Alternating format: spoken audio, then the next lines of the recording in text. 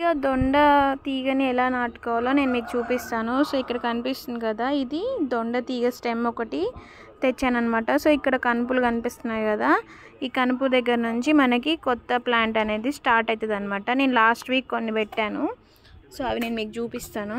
So ఇక్కడ చూడండి, ఇక్కడ కొత్తగా చిగురు అనేది స్టార్ట్ అయిందనమాట. జస్ట్ నేను ఇట్లా పెట్టాను అండ్ కొంచెం తీగ కూడా తీసుకొచ్చి పెట్టాను. సో మనకి ఏంటంటే ఇది కట్టింగ్స్ నుంచి కూడా వస్తుంది అనమాట. దీనికైతే అసలు దుంపు ఉంటుంది దొండకాయకి, నాకు అది దొరకలేదు. బట్ నేను మొన్న బయటికి వెళ్ళినప్పుడు ఇవి స్టెమ్ కట్టింగ్స్ తెచ్చాను. సో నేను మీకు ఇది చూపిస్తాను, ఎట్లా పెడితే మనకి ఇట్లా కొత్త చిగురు స్టార్ట్ అవుతుందో చూపిస్తాను. ఎప్పుడైనా సరే ఈ కనుపు అనేది బయటికి కనిపించేటట్టు పెట్టాలన్నమాట.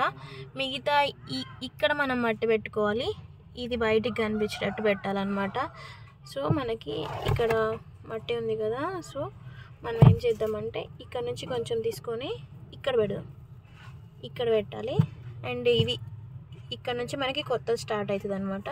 సో ఇక్కడ ఆల్రెడీ దీనికి కొంచెం రూట్స్ ఉన్నాయి, సో మనం దీన్ని సేవ్ చేద్దాం.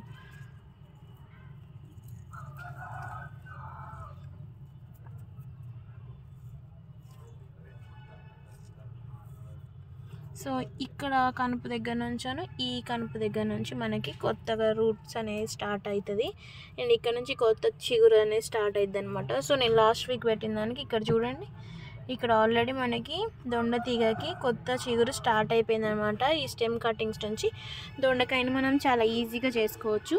సో ఆల్రెడీ కొంచెం క్రీపర్ అనేది అయితే వచ్చేస్తుంది అనమాట.